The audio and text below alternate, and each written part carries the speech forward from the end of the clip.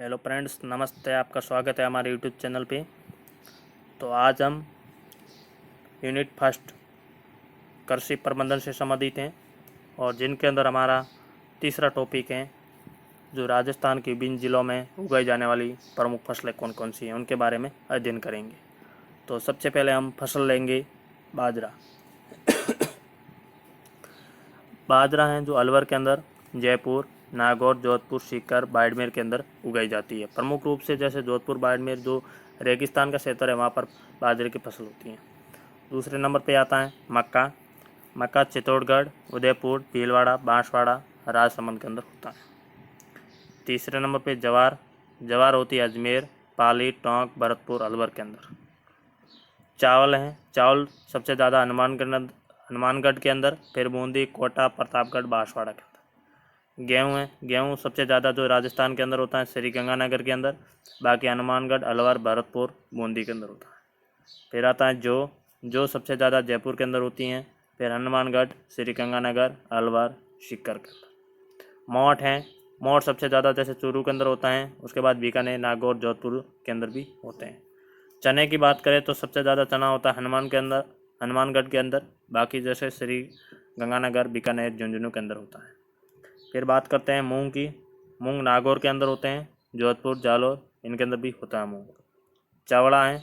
चवला जैसे चवला दाल होती है तो चवला सीकर के अंदर सबसे ज़्यादा होते हैं। अरहर की दाल है जो उदयपुर के अंदर होती हैं और टोंक, जयपुर के अंदर भी होती है। मूंगफली है तो सबसे ज़्यादा राजस्थान के अंदर मूंगफली जो हमारे लूणकरण जैसे शहर के अंदर होती हैं, बीकानेर में होती हैं, और बाकी जैसे सीकर, चूरू और जयपुर और जोधपुर के अंदर भी होती हैं।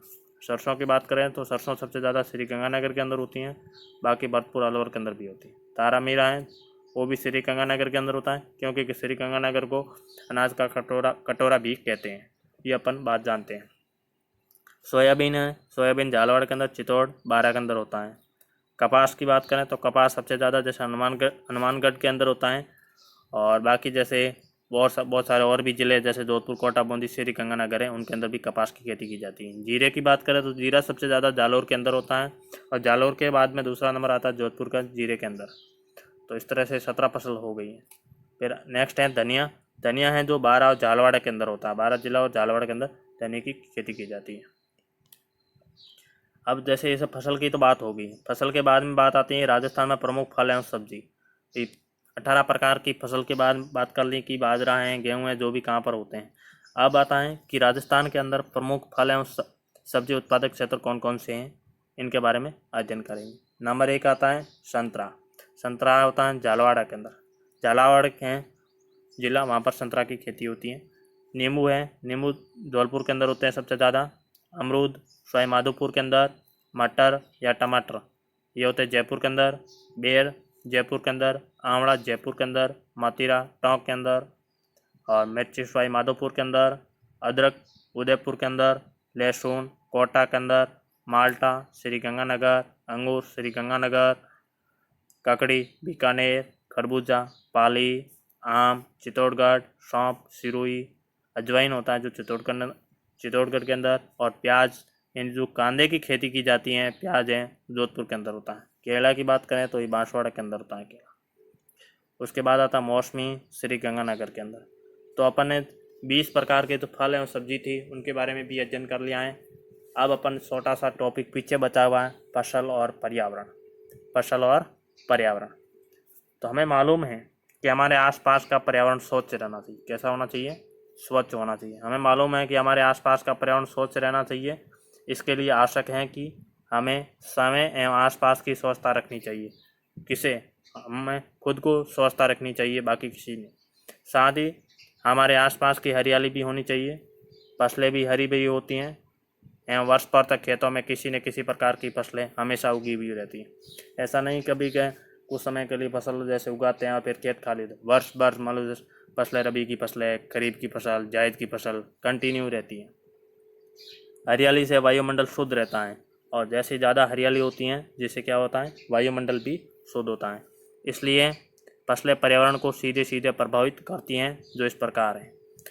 कैसे प्रकार प्रभावित करेगी? नंबर 1, परिवेश में फसलों से पर्यावरण शुद्ध होता है। नंबर 1 चीज़ होती है परिवेश से फसलों उससे पर्यावरण शुद्ध होता है। फसलें ज़्यादा होगी, ठीक है, जिससे हमारा पर्यावरण शुद्ध होता है। दूसरे नंबर पे फसलें वायुमंडल की आर्द्रता बनाए रखने में सहायक होती है। जैसे नमी को बनाए रखने में फसलें क्या होती हैं, उसमें सहायक होती हैं, ठीक है।